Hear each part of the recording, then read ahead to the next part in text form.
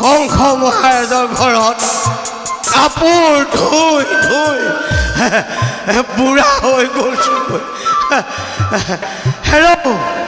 Hello' কে পাই মাক ঐ আহ সোনকালে আহ।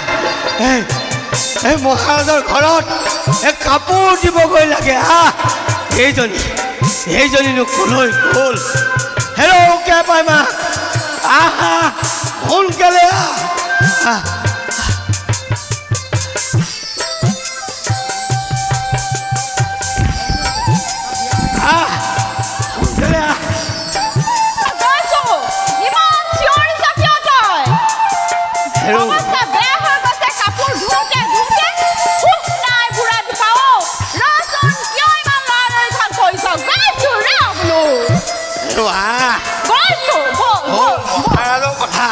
কাপোৰ সোনকালে দিবগৈ লাগিব।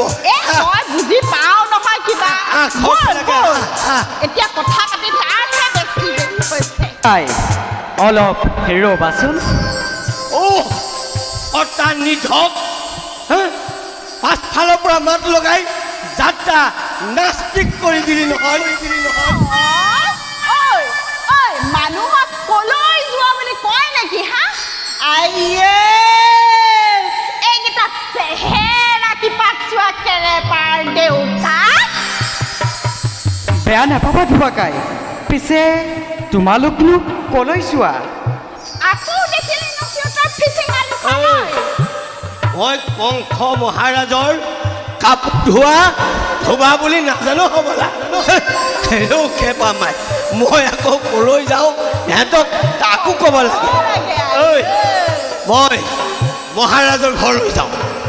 বল বল কেপা মাক। ভালেই হ'ল ধুবাকাই, আমিও ৰাজচৰালৈকে আহি আছিলোঁ। পিছে চোৱাচোন ধুবাকাই, আমাৰ দেখোন ৰাজসভাৰ উপযোগী সাজ পোছাকেই নাই। গতিকে দুয়োকে দুযোৰ সাজ পোছাক দিয়া। বোলো ইমান কৰে তাকেই কোৱা নাই কিয় হেৰৌ কোনা কোনা হত হা? ঐ যি বাটেৰে আহিছ সেই বাটেৰে ভালে ভালে উভতি যা। সিহঁতৰ চেহেৰাকেইটা চোৱা, সিহঁতক আকৌ ৰাজ পোছাক পিন্ধিবলৈ লাগে।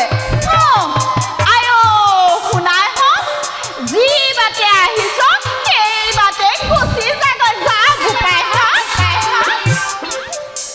আমাক যদি কাপোৰ দিয়া ধুবাকাই, তেন্তে তোমালোক বৈকুণ্ঠ পাবাগৈ। নালাগে নালাগে আমাক বৈকুণ্ঠ বুজি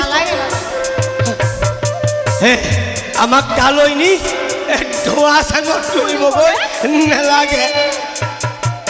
পিছে বৈকুণ্ঠ যে কৰি আছ তাত আমাৰ কংস মহাৰাজৰ নিচিনা ৰজা আছে আৰু মাহেকত 20 টকা বেতনত ৰখা ধোবা আছে। তাত কাপোৰ ধোৱা কোনো আৱশ্যক নাই ধুবাকাই। তাত সকলো সমান, তাত কোনো অভাৱ অভিযোগৰ কথাই আহি নপৰে। তাত যদি তহঁতৰ একো অভাৱ অভিযোগে নাই, তহঁতিনো কেলে ইয়ালৈ লেলেটিয়াই আহিছ হেৰ? কাপোৰ দিলে তোমালোকৰ কল্যাণ হ'ব। কল্যাণ নালাগে নালাগে নালাগে। তহঁতৰ সেই বৈকুণ্ঠ নামে যি আশা কৰি আহিছ সেই আশা তহঁতৰ নহ'ব পূৰণ। আমি বলেৰে নিম।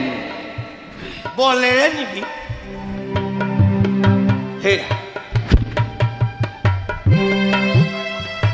চেহেৰা কেইটা দেখোন ডকাইতৰ দৰেহে লাগিছে।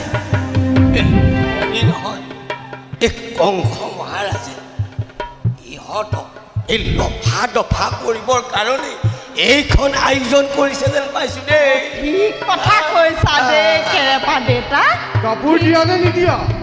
নিদিলে কিন্তু তোমালোকৰ বিপদ হ'ব। ইহঁতৰ কথা চা। তহঁতি আমাক কি নমকেৰা চিঙি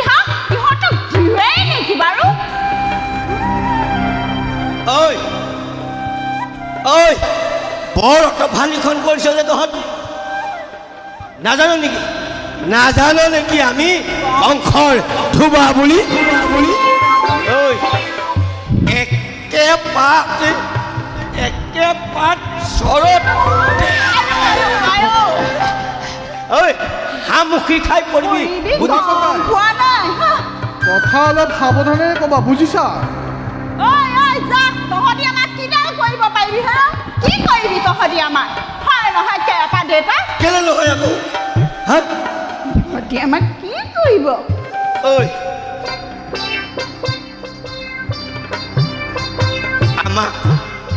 আমাক উপদেশ দিবলৈ তহঁতি কোন হা তহঁত জহনৰ যা আৰু তহঁতৰ একেবাৰে ইহঁতৰ একেবাৰে চৈধ্য পুৰুষ